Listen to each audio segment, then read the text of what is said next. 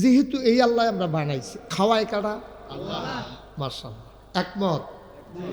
আপনি কয়টা দান দিয়া আলি হালাইছেন? এই আলি তুললা সেটা কয়কানি ক্ষেত লাগাইছেন? 10 কেজি দানের আলি দিয়া কয়কানি ক্ষেত লাগাইছেন? একটা ধান গাছের তো কয়টা হালি হয় দেখছেন খেয়াল করে। এরপরে এই ডিরে আবার টুকরা টুকরা করে লাগাইছে। একটা ধান গাছ একটা হালি কেমনে সফাইয়া দেখবেন কয়টা গাছ হয়, কয়টা থোকনা হয়। ধানের এই সরা কয়টা ধানের সরা এই দিয়ে আবার একটাতে কয়টা সুবহানাল্লাহ কয় না দেব। আচ্ছা, ধানের সরার কথা যে কইতাছি নৌকার তারা নিয়ে আবার রাগ হইয়াছে গেরি।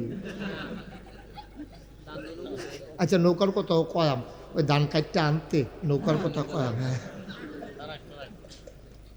বিজির দুরুদ ছাইরনা, নবীজির দুরুদ না ছাড়িলে, নবীজির দুরুদ না ছাড়িলে, নবীজি তোমায় ছাড়বে না। আল্লাহুম্মা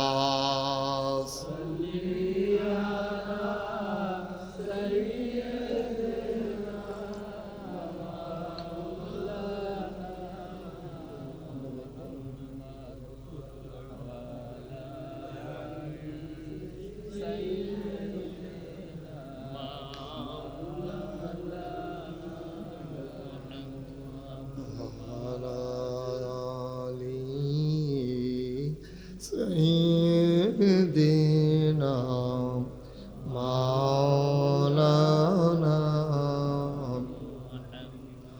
لا إله إلا الله لا إله إلا الله لا إله لا إله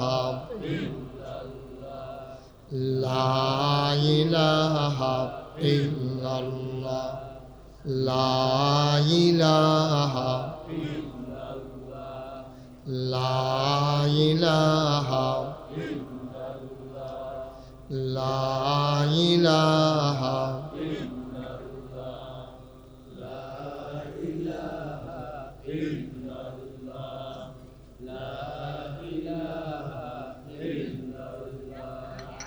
لا إله لا إله لا إله لا إله لا إله لا إله إلا الله لا إله لا إله لا إله لا إله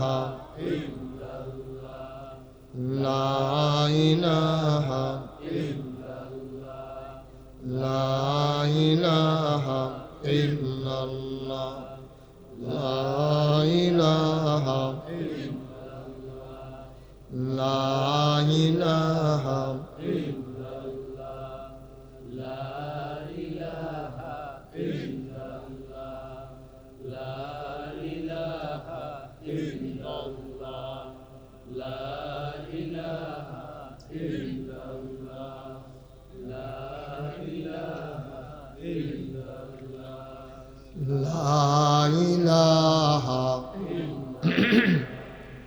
لا إله لا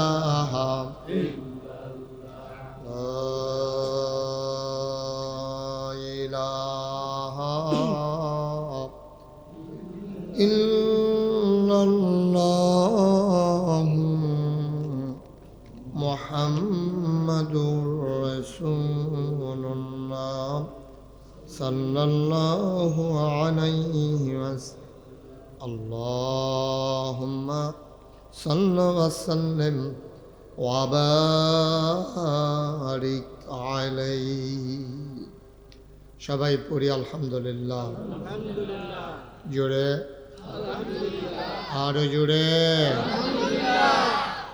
আল্লাহ তাবারক ওয়া তাআলার দরবারে আমরা লাখ কোটি শুকরিয়া জ্ঞাপন করছি, যিনি আমাদেরকে ঐতিহ্যবাহী ঐতিহ্যধন্য হোমনা উপজেলার একেবারে প্রাণকেন্দ্রে বাহের খোলা যুব সমাজের উদ্যোগে 12তম ইসলামী মহাসম্মেলন উপলক্ষে আজ 28 জানুয়ারি রোজ রবিবার বরকতময় দিন শেষে অন্ধকারের চাদর যখন পৃথিবী ঢেকে দিয়েছে, শীতের প্রকোপ যখন অন্যান্য রাতের তুলনায় অনেকাংশে কমিয়ে দিয়েছে, আকাশে মেঘের ঘনঘটা নেই, বৃষ্টির ফোঁটা নেই, নিম্নচাপ কাটিয়ে রোদের দেখা যখন মিলেছে, যিনি আমাদেরকে এ অনুকূল আবহাওয়ায় মনোরম পরিবেশে আজকের এই আয়োজনে এলাকার হাজার হাজার মানুষ থেকে যাচাই করে বাছাই করে করুণা করে দয়া করে মায়া করে সকল প্রকারের ঝামেলা থেকে মুক্ত রেখে অসুস্থতা থেকে সুস্থ রেখে যিনি আমাদেরকে আসার বসার কিছু কথা শোনার সুযোগ করে দিলেন, হৃদয়ের সবটুকুন আবেগ উচ্ছ্বাস ভালোবাসা আকুতি কাকুতি মিনতি জমা করে মাবুদের শিখানো কালেমা দিয়ে চিৎকার করে সবাই পড়ি আলহামদুলিল্লাহ।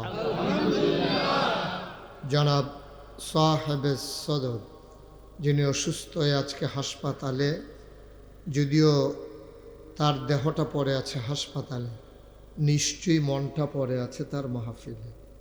আমার অত্যন্ত কাছের মানুষ, প্রিয় মানুষ, এই পরিবারের সম্মানিত সদস্য, মানুষ গড়ার কারিগর জনাব মোহাম্মদ আনোয়ার হোসেন স্যার আজকের প্রধান অতিথি, যিনি আমার পূর্বে সামান্য একটু কথা বলে গেলেন। আমার অত্যন্ত কাছের মানুষ, প্রিয় মানুষ, হোমনা পৌরসভার সম্মানিত নির্বাচিত মেয়র জনাব অ্যাডভোকেট মোহাম্মদ নজরুল ইসলাম আলোচনা করেছেন। আমার পরম শ্রদ্ধাভাজন বড় ভাই, আমার অভিভাবক, কুমিল্লা ইবনে তাইমিয়া স্কুল অ্যান্ড কলেজের সম্মানিত প্রফেসর এবং সুদীর্ঘ 14 বছর যিনি মক্কা মুকাররমা মদিনা মুনাওয়ারায় থেকেছেন এবং ইন্টারন্যাশনাল স্কুল অ্যান্ড কলেজের প্রফেসর ছিলেন জনাব মোহাম্মদ রফিকুল ইসলাম ফয়েজি। কথা বলেছেন হজরত মাওলানা সুহাইল আহমদ মারুফি, হজরত মাওলানা হাফিজ ইব্রাহিম সাহেব, হজরত মাওলানা কারি উবায়দুল্লাহ সাহেব, মাহফিলের প্রিয় পরিচালক জনাব মোহাম্মদ বিল্লাল সরকার। আয়োজনে অনেক বেশি কষ্ট করেছেন খেটে খাওয়া মানুষ, আমার অত্যন্ত আদরের জনাব মোহাম্মদ জাকির হোসেন সহ উপস্থিত এই এলাকার বিভিন্ন মসজিদের ইমাম সাহেবান। আমি সকলের নাম জানি না, এজন্য নিতে পারলাম না বলে দুঃখবোধ প্রকাশ করছি। বাগমারা থেকে ছুটে ছুটে এসেছেন, ঢাকার পথ থেকে আবার ফোন পেয়ে ফিরে এসেছেন। নাগাইশ দরবার শরীফের বিশিষ্ট খাদেম জনাব মোহাম্মদ কবির হোসেন উপস্থিত হয়েছেন। অন্যান্য দিনদার আশিকিন মহিব্বিন ভাইয়ারা, কলিজার টুকরা যুবকেরা, পর্দার আড়ালের মা ও বোনেরা, সবার প্রতি আমার আন্তরিক সশ্রদ্ধা সালাম। আসসালামু আলাইকুম ওয়া রাহমাতুল্লাহি ওয়া বারাকাতুহু। গত বছরও আমি আপনাদের মাহফিলটাতে এসেছিলাম, তো আপনাদের হৃদয়তা, আপনাদের আন্তরিকতা, আপনাদের ভালোবাসা আমাকে মুগ্ধ করেছে, অভিভূত করেছে। এই ছোট্ট পরিসরের মাহফিলগুলোতে যাওয়া আমার জন্য কষ্টকর, কারণ এই যে লোকজন যা আপনারা বসছেন, এই এখনই দেখেন অনেক লোক দাঁড়িয়ে গেছে, আরও তো লোক আসতেছেন মাত্র। তো কই জায়গা দেওয়ান কি করন, একটা বল ওই একটা ফিডির লাইন হয়েছে। যাই হোক, আল্লাহ ভরসা, আমরা মিলজিল করে একটু বইতে হইব। হ্যাঁ কইতে আছি, যাদের সামনে ফাঁকা জায়গা আছে আপনারা ফিলুইয়া ফানা করেন না, একটু আগুইয়া পড়েন, আরেকটু আপনারা জায়গা দেন। আগানো, হ্যাঁ আগান। আপনি কেউ ওরকম লাগবেন, আপনি আগুইলে দেখবেন আরেকবার আগুই গেছে। আমরা তারা নিজে না আগুই আরেকবার আরে কয় আগুন। আপনার কথা কেউ শুনেনি, আপনি নিজে আগান না আরেকবার আরে কোন কীর্তেন না বুঝো। আসেন আসেন, এই বেশ লাগে একদম চাই, আবার লইয়া ফিরো না একটু অজ্ঞ। হ্যাঁ মার্শাল, হ্যাঁ আসেন, কালো জ্যাকেট আরও আসেন। আসেন, সরম কি আর ওই টুফি মাতাত নাই দেখে বেশি আগ্রহী তো চায় না। তো আপনার তো দুষ না, টুফি ফকরও থাকে না।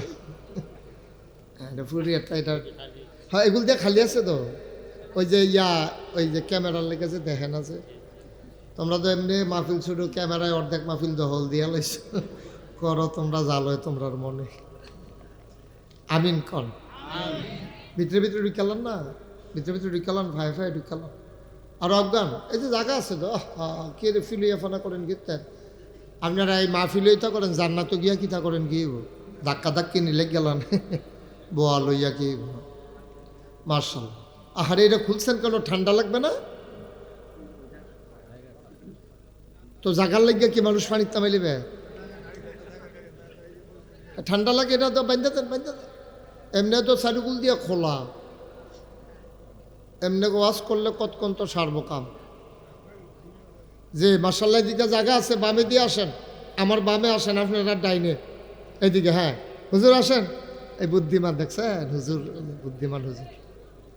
সবাই দিক দিয়ে চলে আসে, আলেম ওলামারা এই দিক দিয়ে চলে আসে, এই দিক দিয়ে বসে। আপনারা তো হিসাবে উফরে ফানা বন ফরে দিয়া যাইতে আধা ঘন্টা বইয়া যাইয়াছ এর উপরে। মার্শাল্লাহ এই সুন্দর হয়েছে। হ্যাঁ আচ্ছা, তারা কিছু লোক আবার দাঁড়াই থাকা দরকার আছে। তো আমরা কইতাম ফরাম যেই লোক হয়েছে জায়গা হয়েছে না, কিছু লোক দাঁড়াই থাকারও দরকার আছে। হ্যাঁ মার হাবা কয় না তো, জোরে কইতেন না, আরো জোরে কন আছিল না। মাশাআল্লাহ বলেন সুবহানাল্লাহ। সবাই মিল্লা কইলে আরো আওয়াজ হইব তো। বাগমারা থেকে আসছে কবির সাহেব, বলেন বলেন আলহামদুলিল্লাহ। আপনি কইতেন না, কইয়েন হ্যাঁ বলেন আল্লাহু আকবার। তো আমরা ভূমিকাতে একটা মিনিট সময় নষ্ট করব না, যেহেতু ঠান্ডা পড়ছে। আবার ঠান্ডা অবশ্যই অন্য দিনের চাইতে কম।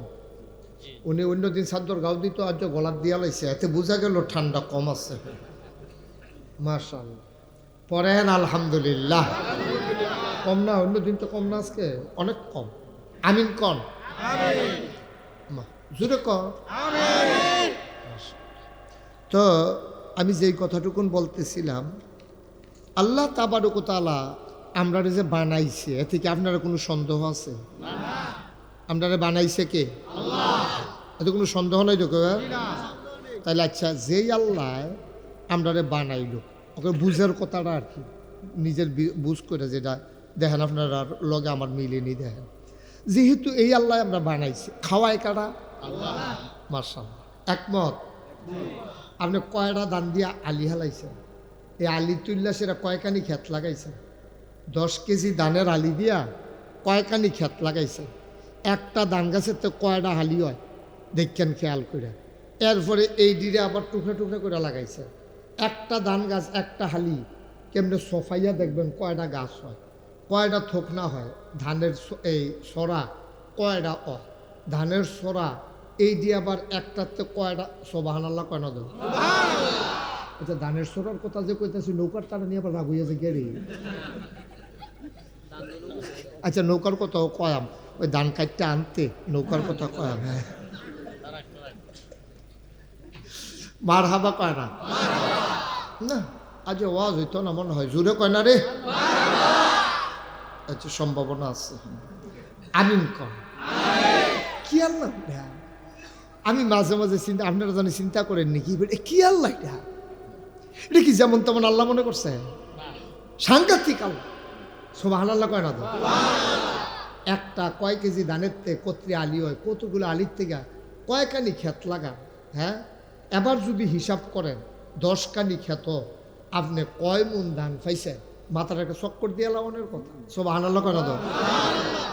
এরপরে যায় আমরা তো সব বাইরের নদ নদীর মাছ মানুষ খাইতো, লাস্টে দিয়ে যেমনি বিষ দিয়া লায়, এরপর তো 500 বছর এখন আর মাছ ওনের কথা না, কিন্তু পরের বছর আবার করতে আল্লাহ সুবহানাল্লাহ কয় না? সুবহানাল্লাহ, সুবহানাল্লাহ। আমার আল্লাহ রাব্বুল আলামিন তোমারে আমারে বানানোর পরে এমনে এমনে ছেড়ে দেন নাই। কোন পথে গেলে জান্নাত, কোন পথে গেলে জাহান্নাম, কোন পথে গেলে লাভ আর কোন পথে গেলে লোকসান, কোন পথে ভালো, কোন পথে মন্দ, কোন পথে কল্যাণ, কোন পথে অকল্যাণ, কোন পথে শিরক বেদাত, কোন পথে তাওহীদ রিসালাত, কোন পথে কুফর আর কোন পথে ইসলাম জানানোর জন্যে যুগে যুগে আমার আল্লাহ মানুষদের মাঝ থেকে যাচাই করে, বাছাই করে, করুণা করে, দয়া করে, মায়া করে একদল উত্তম চরিত্রের মানুষ, যাদের গুনাহ নাই, গুনাহ হওয়ার সম্ভাবনাও নাই, এমন একদল মানুষকে আমার আল্লাহ আমাদের জন্য নবী এবং রাসূল করে পাঠাইছে। বলো সুবহানাল্লাহ। আল আম্বিয়াউ মাসুমুন, সমস্ত নবীগণ মাসুম। এটা হলো আমরা যারা আহলু সুন্নাত ওয়াল জামাত, এটা আমাদের আকীদা। নবীদের গুনাহ নাই, গুনাহ হওয়ার কোনো সম্ভাবনাও নাই। সুবহানাল্লাহ। নবীদের গুনাহ আছে? কথা কেন? গুনাহ আছে? গুনাহ তো নাই, গুনার কোনো সম্ভাবনাও নেই। এই নবী যা এনেছেন অর্থাৎ কোরআনুল কারীম আপনি মানতে হবে বিনা দ্বিধায়, বিনা সংকোচে। আপনি কোনো যুক্তি টুক্তির দরকার নাই। যেমন মৌজার উপরে মাসেহ করা একটা মাসালা আছে, আপনি যদি চামড়ার মৌজা পরেন এই মৌজা খোলা লাগবে না, পা ও ধোয়া লাগবে না। আপনি মৌজার উপর দিয়া আঙ্গুলটারে ভিজাইয়া এমনি খালি একটু টান দিয়ে আনবেন, অজুর কাম শেষ। সুবহানাল্লাহ কয় না? অজুর ভিতরে ফাও দুয়ন, এটা কি নফল না ফরজ? অজুর ফরজ কয়টা? সবাই কোন কয়টা? 7টা ফরজ। এর ভিতরে টাকনু সহ, টাকনু পর্যন্ত না কিন্তু টাকনু সহ ধৌত করা কি সুবহানাল্লাহ করা তো কি? তাইলে এই ফরজ কামটাও আল্লাহ কেমনে সহজ করে দিছে দেখেন। এই মৌজা, চামড়ার মৌজা যদি এই কাপড়ের মৌজা না, এই যে এবারের মতো আলগি দিয়ে দেখাইছো নাকি না? এটা খারাপ দেখা যাবে। থাক, চামড়ার মৌজা। এই কি মৌজা? এই চামড়ার মৌজা আপনি যদি উপর তেমনি আত্রা মাসেহ করেন, এই হাত ধুইছেন, মুখ ধুইছেন, কুলি করছেন, এহেনতে এহেন পর্যন্ত, এহেনতে হ্যান পর্যন্ত মুখ সুন্দর করে ধুইছেন, হাত ধুইছেন, এই কোনই সহ ফাওয়ার জায়গা কিয়া আপনি হাতটা ভিজাইয়া জানা দিয়ে পানিটা হালাইয়া আস্তে করে উফরে দিয়ে একটা সুবহানাল্লাহ করা যায়। অজুর কাম শেষ, ফরজ কাম শেষ। আচ্ছা, এখন আপনাদের বিবেকের কাছে আমার প্রশ্ন, এখন বেহতেরা মানুষ সব সংগ্রামের বছর মারা গেছে, ওই আফে তাফে দৌড় দিছে, গুল্লি যে চলেছে তো হু দুটি, যারে গুল্লি দিছে হাতে বাচ্চা গেছে কাতে হু দুটি দৌড়তে আসে যে ওই সিহার মতো, সিহার মতো, সিহা চিনি নেই। আর ইন্দুরের মতো যে সিহা, ইন্দুর মরে না কইলাম, মরে সিহা কে রে? আফে তাফে দৌড়ে, এটা কতক্ষণ গিয়ে আবার ফিরে আইয়া পরে ব্যাক কল তুই যাইতে লুসি যাই দিকে না, তুই আইস করতে ফিরাও ঠিক রে। এই সিহাই কিন্তু তোমার ইন্দুর একটাও মরে না, শিয়াল একটাও দেখবেন গাড়ির তলে করে মরছে, কোনো ইতিহাস নাই। মরেও আপনারা তো আমার তো বেশি রাইতে চলেন না, আমি তো রাইতে চলি। শত শত শিয়ালের সাথে আমার সাক্ষাৎ হয়। সাক্ষাৎ হয় মানে কি মুসাফা হয় নাকি? মানে আমি দেখি আর কি, তারা যেমন মনে করছে সাক্ষাৎ মনে যেন মুসাফা করতে আসি, গুলাগুলি করতে আসি, এই একটা বাবার কি তারা। অথচ কোনোদিন ইচ্ছা করে একটা শিয়াল আপনি গাড়ির তলে হালাইতেন পারতেন না। সিহাদারে বাসাইটুকে যারো মরে তাড়াতাড়ি, আফে তাফে দৌড়ের কে তুমি। আমরা তো সংগ্রামের বছর পালা সালাকটি বাচ্চা গেছে গা, আর যেটি এই ইয়া সিহামার খা বেহতার এই যে আফে তাফে দৌড় দিয়ে হু দুদি গিয়া তাই গুলির তলে ফুটা মারা গেছে। নাউজুবিল্লাহ না কেন? বেহতাইরা মানুষ বাংলাদেশ হন আর একটাও নাই, সব চালাক হয়ে গেছে, সাংঘাতিক চালাক। ওকে রিক্সাওয়ালাতে আরম্ভ করে সেটা ইঞ্জিনিয়ার কোন, ডাক্তার কোন, কন্ট্রাক্টর কোন, দোকানদার কোন, কাস্টমার কোন, কেউ কোনো চালাকেরার বাহিনী।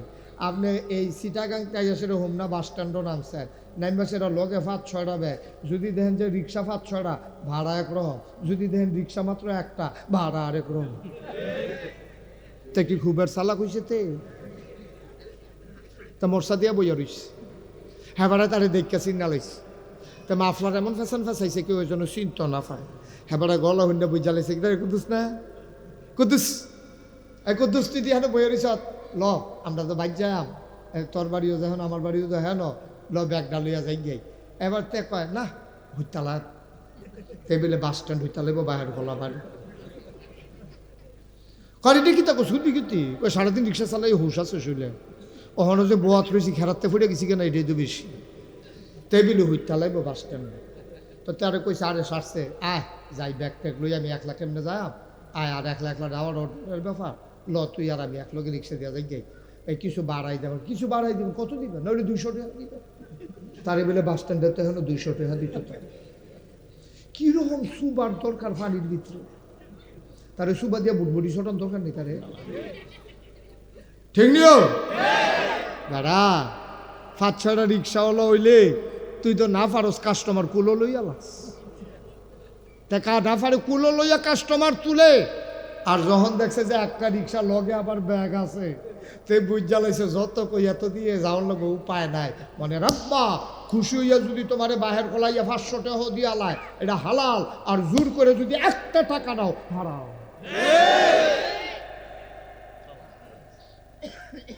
হালাল না হারাম? আপনি কায়দা থালাইয়া নিচ্ছেন, আপনি খুশি মনে কর না ভাইও। সারা রাত বইয়া থাকি আপনারা আশায়ও, আপনারা চাকরিজীবী মানুষ, আমরা গ্রাম দেশে তো 10-20 টাকা করে ভাড়া পাই, ভাড়া তো বেশি পাই না।